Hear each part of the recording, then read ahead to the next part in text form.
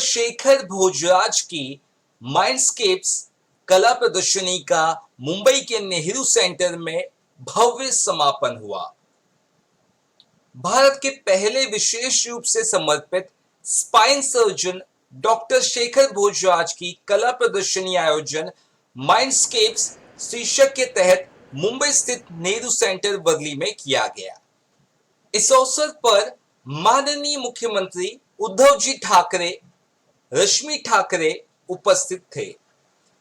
इस प्रदर्शनी का आयोजन स्पाइन फाउंडेशन के मदद के लिए किया गया था।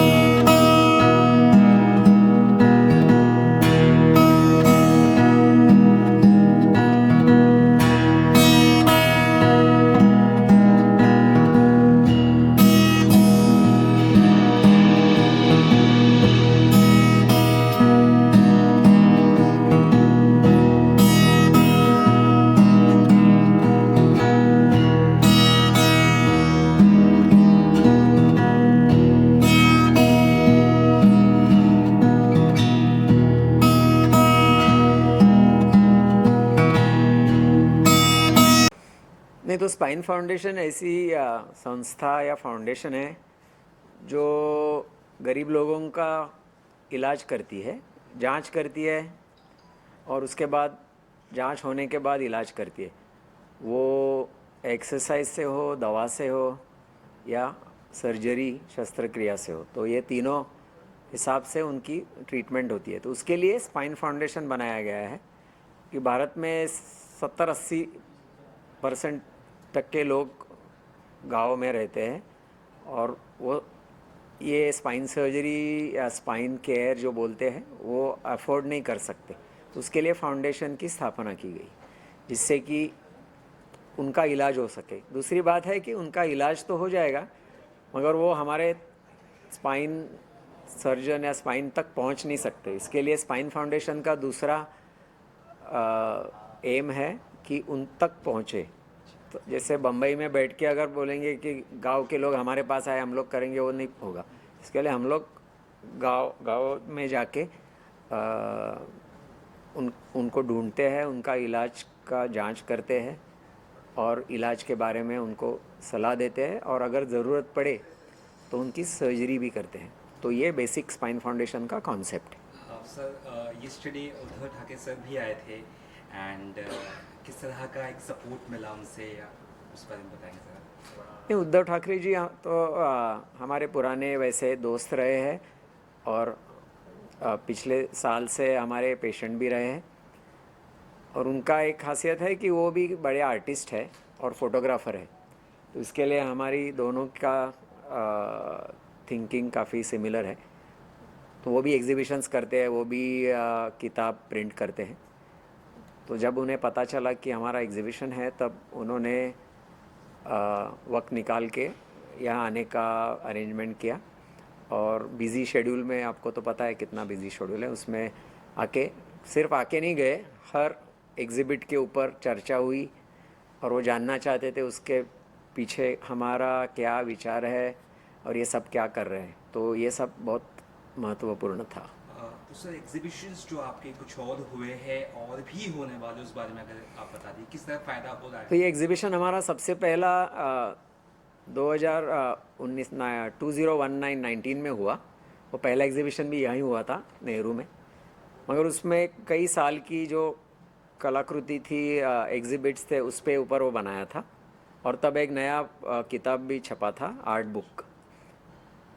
और वो एग्जीबिशन काफ़ी सक्सेसफुल होने के कारण हम लोग को पूना लेके गए, बाद में कलकत्ता लेके गए और फिर कोल्हापुर में भी किया था। और बीच में कोविड आने के कारण काफ़ी सब एक्टिविटी बंद हो गई थी। तो कोविड के दरमियान वो पीरियड में नया विचार हुआ और नया आर्ट कला का विचार हुआ। और ये जो आप ये एग्जीबिशन में जो देख रहे हैं वो पूरी नई एग्जीबिशन है, मतलब पुराने से इसमें कुछ नहीं है। तो पुराना छोड़ के नया वाला एग्जीबिशन बन गया और साथ साथ एक नया किताब भी बन गया, आर्ट बुक। तो ये दोनों का रिलीज़ ये टाइम यहाँ हुआ। लास्ट सवाल एक पूछ लेता हूँ सर। 20+ सेंटर्स स्पाइन फाउंडेशन के सर ने बताया अभी आगे किस तरह से आप इसे लेकर जाना चाहते हैं, किस तरह से सपोर्ट अगर चाहते हैं, अगर सरकार भी दे या लोग भी दे, इस बारे में कुछ बता सकते हैं। नहीं, ये सेंटर अभी हमारा काफ़ी मॉडल जैसे हो गया है, तो ज़रूरत तो काफ़ी ज़्यादा है। ये ड्रॉप इन द ओशन कहते हैं कि हमारी एक्टिविटी अच्छे काम की शुरुआत है, मगर इसको काफ़ी आगे बढ़ाना है। और हमारा प्रयास है कि ये सब स्टेट्स में सब जगह ये बने। और हमें गवर्नमेंट की काफ़ी इसमें मदद मिल रही है, क्योंकि काफ़ी जो गवर्नमेंट के स्कीम्स है आजकल, ज्योतिबा फुले, आयुष्मान जो भी है, तो उससे हमें काफ़ी फ़ायदा होता है। पहले तो हमें सब पेशेंट के ऊपर ट्रीटमेंट भी करना था और पैसा भी खर्चा करना था, मगर कई जगह पे अभी खाली हमारा एक्सपर्टीज़ और टेक्नोलॉजिकल नो हाउ ज़रूरत है। खर्चा गवर्नमेंट स्कीम से काफ़ी जगह पे निकल रहा है, तो वो अच्छी बात है। सर पेंटिंग का जो थॉट्स है काफ़ी नेचर से, तो ये थॉट्स कहाँ से आता है आपके पास? थॉट्स कहाँ से आते हैं? हाँ, दिमाग काफी से आते हैं। एक्चुअली रिलेट कहाँ से होते हैं, मतलब जो निसर्ग या नेचर को देखने की जो वृत्ति है, I mean the way you look at nature, सब लोग सब चीज़ देखते हैं, मगर जो देखते हैं उसमें से कोई कुछ आइडिया या कोई थॉट निकालो, वो तो इनबॉर्न है, थोड़ा सा सोचने वाली बात है।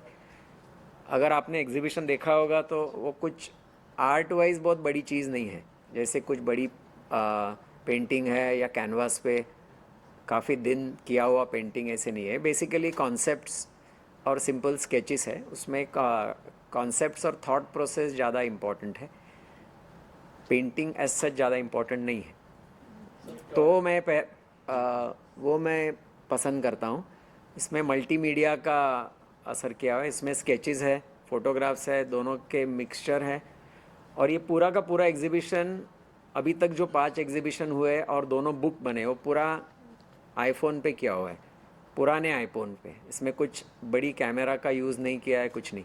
तो आईफोन पे लेके डिफरेंट एप्लीकेशन के साथ उसको किया गया है, तो खर्चे वाली बात ज़्यादा है ही नहीं। सर अभी तक 24 सेंटर आपने खोल चुके ग्रामीण रूरल भागों में, इलाके में, और आपके क्या प्लान है और कौन से सेंटर आप खोलने वाले हैं इसके बाद में? नहीं, अभी जो सेंटर्स चल रहे हैं उसमें और काफ़ी कुछ काम करना है। कि सेंटर खोलना कुछ इजी बात है, उसको चलाना और उसको ज़्यादा इफ़ेक्टिव करना, क्योंकि एक सेंटर का जो रीच है वो बढ़ाना उसमें है। ऐसे नहीं कि 100 सेंटर खोल के बैठो और किसमें सब में आधा आधा काम हो जाए। तो नंबर ऑफ़ सेंटर्स बढ़ाने से ज़्यादा जो चल रहा है उसको ज़्यादा इफ़ेक्टिव करना इम्पोर्टेंट है। और इसके लिए हम लोग गढ़चिरौली में वो एक बड़ा सेंटर बना रहे हैं, जहाँ जिनको सेंटर चालू करना है वो आके वहाँ से सीखे और जाके अपने यहाँ चालू करें, जहाँ हमें खुद को जाने की ज़रूरत नहीं पड़े हर जगह पे। सो वो महत्वपूर्ण बात है। Thank you sir. Is a group of orthopedic spine surgeons who not only in the city of Mumbai, where there are enough and more urban poor who needs spine care, but also rural patients in the rural parts of this country who need care in different forms. The aim of this group is to actually provide with simple, safe, and cost-effective care to look after the spinal ailments of a population at large. This day, we are organizing a art exhibition which was conceived by our mentor, Dr. Shekhar Bhojraj, where the aim was to amalgamate art with spine care. The fundraising which comes out of this exhibition is going to be used as a part of the funds that come out of this art exhibition is aimed to be given to the Spine Foundation, which in turn will reach the needy. कितने दिन कैसे मिला ये?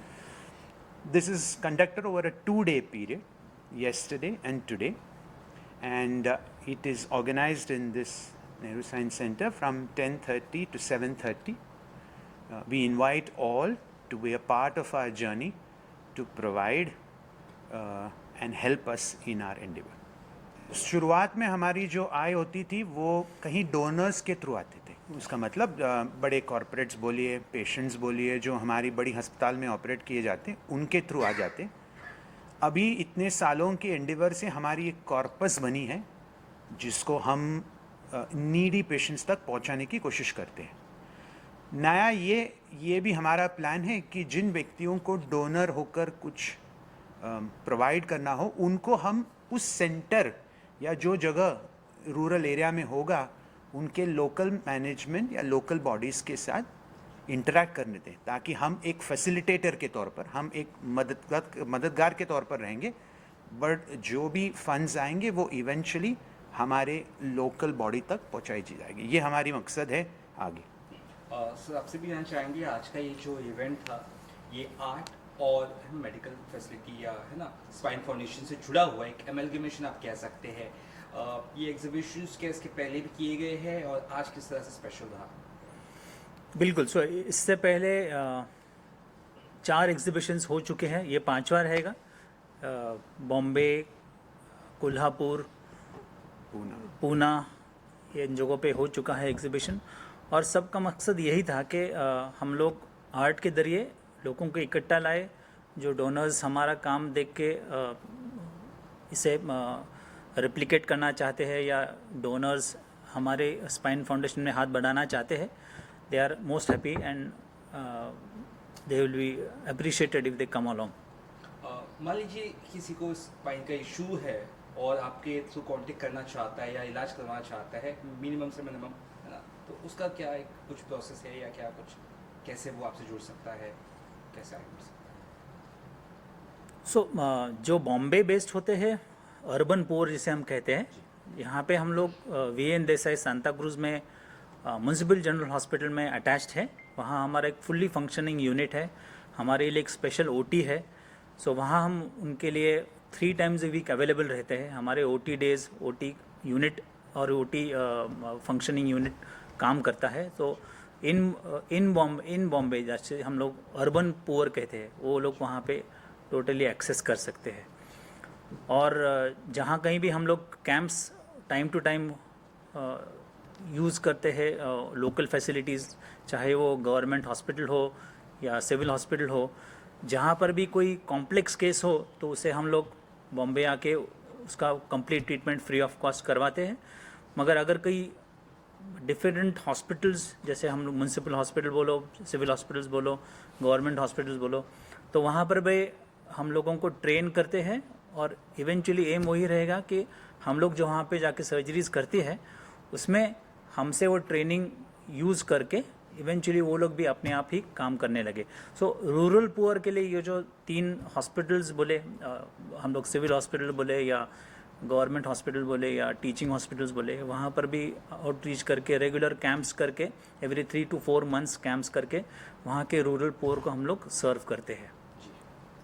Doctor आगे plan क्या है, किस तरह का रहेगा आपका नेक्स्ट एग्जीबिशन है या कुछ ऐसा अलग से करने वाले कुछ प्लान? हमारे यहाँ ऑलरेडी मुंबई के 2 हो गए हैं. कहीं ना कहीं हम लोग ये चाहते हैं कि और प्रोमिनेंट सिटीज़ में ये आगे बढ़ाएं. कोलकाता हुई है, लेकिन अहमदाबाद बोलो या बेंगलोर बोलो या चेन्नई जितनी बड़ी है, ऑब्वियसली इसका एक मकसद ये है कि हमारी रीच आउट ज़्यादा हो। आजकल तो सोशल मीडिया का टाइम है जहाँ पर आप घर बैठे ही रीच आउट कर सकते हैं, पर अगर आपकी फ़िज़िकल प्रेजेंस के साथ वो हो पाए, कहीं ना कहीं अगर ऐसा एक मौका मिल जाए तो हम लोग ज़रूर उसको वापरेंगे। हमारा उद्देश्य बेसिकली ये है कि जो किसी तरह से हमारी ये प्रोसेस या जर्नी या ये जो प्लान है उसमें मदद कर पाए, उनकी मदद हम राइटफुली वहाँ तक पहुँचाए जिनको उसकी ज़रूरत हो, न कि वो कहीं भटक जाए। ये हमारी एक्चुअली मकसद है basically. Thank you. Spine foundation का जो एक कार्यक्रम था आर्ट और स्पाइन फाउंडेशन का, इस बारे में बताइए जनता को क्या था ये और किस तरह से हेल्प मिली है। तो हमारा स्पाइन फाउंडेशन बहुत यूनिक ऑर्गेनाइजेशन है क्योंकि वो बैक प्रॉब्लम्स को एड्रेस करता है, और बैक के प्रॉब्लम्स लोगों को लगता है कि सिर्फ अर्बन सिटीज़ और वाइट कॉलर वर्कर्स में आते हैं, बट सचमुच वो actually rural grass root level लोगों में आते हैं। और इंडिया में सबसे कॉमन कॉज डिसेबिलिटी का बैक प्रॉब्लम्स है, और उसकी वजह से यंग हेल्दी पीपल जो ब्रेड विनर्स होते हैं वो अफेक्ट हो जाते हैं। तो ये काफ़ी आधुनिक इलाज होता है जिसके लिए बड़े शहरों की ज़रूरत होती है, लेकिन हमको वो लोगों तक पहुंचाना है। आपको पता है कि स्पाइन सर्जरी का कॉस्ट बहुत ही ज़्यादा होता है, बिकॉज उसमें काफ़ी सारी फैसिलिटीज़ की ज़रूरत पड़ती है स्किल्स के अलावा। तो हमारा ये उद्देश्य है कि हम रकम इकट्ठा करके ये लोगों तक ले जा पाए, और ये चीज़ हम लोगों ने 24 साल पहले शुरू की, जो पिछले 10 सालों से एकदम परफेक्टली बढ़िया से हो रही है, बिकॉज काफ़ी अच्छे अच्छे डोनर्स और काफ़ी अच्छे दिल वाले लोग हमारे सामने आके डोनेट कर रहे हैं। और ये आर्ट एग्जीबिशन एक ये मोडालिटी है जिसमें हम ऐसे पैसे इकट्ठा करते हैं डोनर्स के। इसका खर्चा डॉक्टर भोजराज खुद करते हैं और उसका सब प्रोसीड्स फाउंडेशन में डालते हैं, तो ये बहुत बड़ी बात हो गई। Yes Priyank, what's your take on this sir? अच्छी बात है तो बहुत। Yeah, and the thing is that art is a very good way to connect to a lot of people who have influence in the society. So apart from a fundraiser, it's also a very good awareness campaign. People know about such services being existent in the country. There are so many people who don't know where to go if they are lacking in funds. And especially these influential people have so many domestic help, so many drivers, watchmen and their extended families who need help. So by this we are also raising awareness that such type of services are available in our country at the different reaches of the country. Yeah. और doctors की एक standing होती है society में, तो अच्छे doctors का अच्छा इन्फ्लुएंस होता है लोगों पे, और जो डॉक्टर्स कहते हैं वो लोग मानते हैं, बिकॉज उनका अभी भी इमेज अच्छा है। तो इसी वजह से इतने सारे फॉलोअर्स आए हैं। हमारे ऑनरेबल चीफ मिनिस्टर भी आके गए, और काफ़ी सारे बॉलीवुड पर्सनैलिटीज़, आर्ट्स पर्सनैलिटीज़ आए हैं। तो उनका आना इम्पॉर्टेंट है, बिकॉज उससे जैसे डॉक्टर प्रियंक ने कहा अवेयरनेस हो जाती है और लोगों को पता पड़ जाता है कि ऐसे कुछ फाउंडेशन है, और फिर लोगों की जो इच्छा है वो सामने आके हेल्प करते हैं। अभी कितनी अवेयरनेस हो चुकी है? जैसे कि अभी आपने जो नंदुरबार, गढ़चिरौली, इतने काफ़ी रूरल में आप जा चुके, और कितना आपका आगे क्या प्लान किस तरह रहेगा?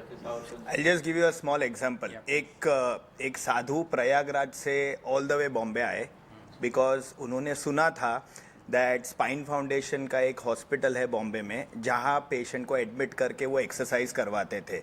इनका ऑपरेशन हो गया था वहाँ पे, बट वो बेचारे 1 साल से चल नहीं पा रहे थे।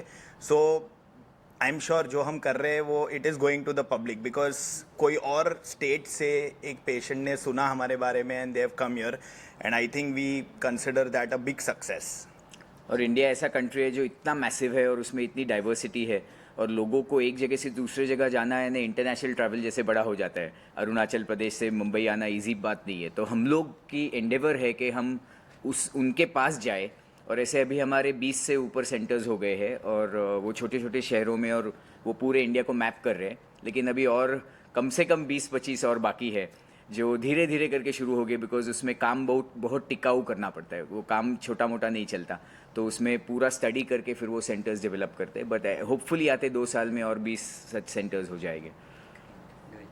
Thank you sir. हे एक्झिबिशन आम्ही फर्स्ट टाइम 2019मध्ये केलं होतं, 2019. डॉक्टर शेखर भोजराज इंडियाचे सर्वात known and first spine surgeon आहेत, आणि he is been an artist since his college days. तेव्हापासून he is been drawing and sketching. तर ते आम्ही बघितलं होतं and we told him we should do some kind of exhibition or. तर जेव्हा त्यांना हे लक्षात आलं की ह्याच्यातर्फे स्पाईन फाउंडेशनबद्दल माहिती लोकांपर्यंत जाईल थ्रू हिज आर्ट. कारण सगळ्यांना ते डॉक्टर आणि सर्जन म्हणून माहिती आहेत पण they don't know him as an artist. So this was a way to introduce him to the world as an artist. And लोकांना ती कुतूहल असतं आणि उत्सुकता असते की एक एवढा नोन आणि spine surgeon can be a good artist.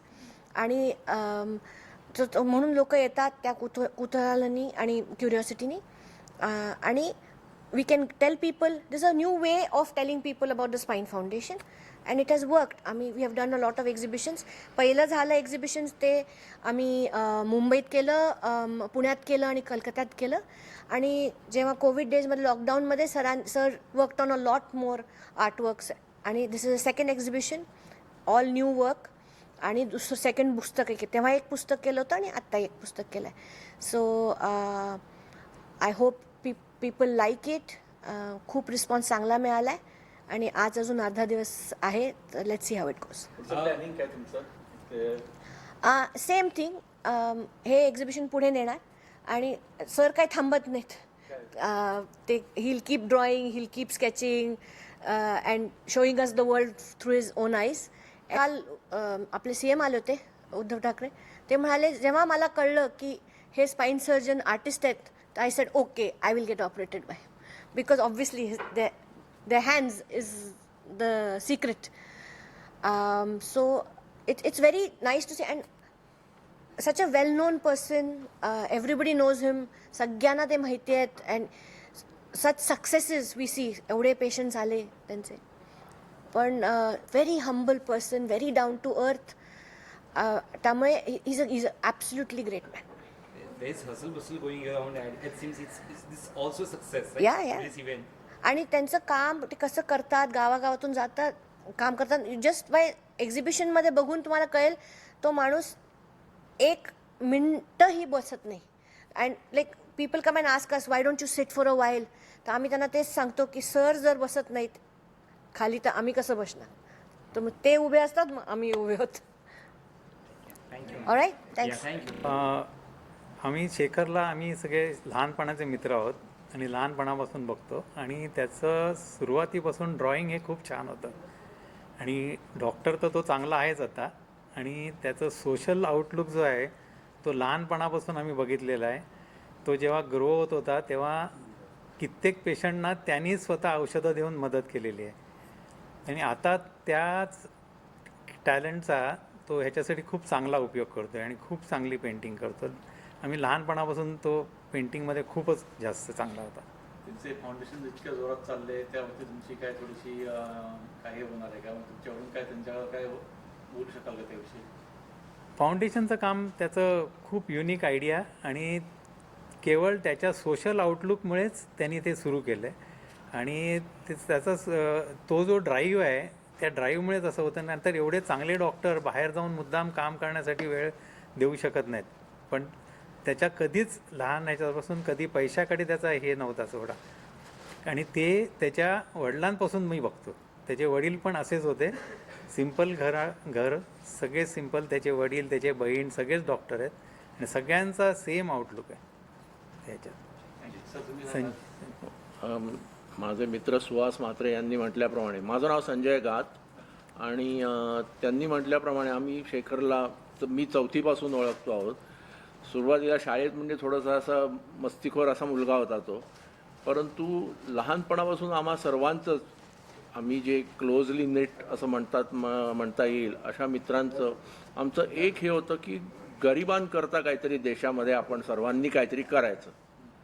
आता आम्ही आपल्या आपल्या परीने जे काही करू शकतो ते करतो आहे. परंतु त्या ह्याच्यामध्ये यशस्वी फक्त शेखर झालेला आहे. शेखरने जे करून दाखवलेलं आहे त्याच्या मेडिकल याच्यामुळे एक्सपर्टीजमुळे आणि त्यानंतर त्याने ज्या सोशल आउटलुक जसं म्हणाले सुहास म्हात्रे त्याप्रमाणे त्याने त्याच्या सोशल आउटलुकमुळे त्याने जे एक प्रकारे हे केलं म्हणजे जी गरिबांची सेवा करण्याचं जे स्वप्न आम्हा सर्वांचं होतं ते आमचं स्वप्न देखील त्याच्या स्वरूपाने पूर्ण झालं असं आज आज आम्हाला म्हणता येईल म्हणजे मग. आणि खरोखरच स्पाईन फाउंडेशन आज गडचिरोलीमध्ये वगैरे जी इम्पॉसिबल वाटणारे ज्या सर्जरीज वगैरे ज्या त्याने घडवून आणलेल्या आहेत आणि इतकं फॅन्टास्टिक सक्सेस त्याने मिळवलेलं आहे. असं एक काही म्हणजे गेल्या एक्झिबिशनला इथेच झालं होतं त्यावेळेला त्याचं हे डिस्प्ले पिक्स वगैरे पाहिले होते आम्ही. असं एक छातीत कुबड आलेली माणसं वगैरे जे की अदरवाईज इनक्युरेबल वाटावीत आपल्याला, तर ती त्यांच्या सर्जरीज करून त्याने आणि गावोगावी जाऊन ट्रक्समध्ये घालून लोकांना क्लिनिकमध्ये घेऊन यायचं, मग त्यांना कन्व्हिन्स करायचं की तुम्हाला ही करू आणि त्यानंतर त्यांच्यावर सर्जरीज करून त्यांना after surgery post operative care त्यांना घेऊन प्रॉपरली आणि मग त्यांना बरं करून मग ते एक प्रोजेक्ट कंप्लीट झाला. असं इथपर्यंत म्हणजे थ्रू आउट त्याने हे केलेलं आहे. तर कौतुक करावं तितकं थोडं आहे म्हणजे शेखर सर. वो एग्जीबिशन है भोजराज सर का, वो उन्होंने खुद सब बनाया है over a period of time. Pre Covid के बीच में इनकी ये दूसरी पुस्तक है. इसका एक विशेष चीज़ बताना चाहूँगा कि इसका पूरा खर्चा सर खुद के खर्चे से कर रहे हैं और जो भी आएगा इनका जो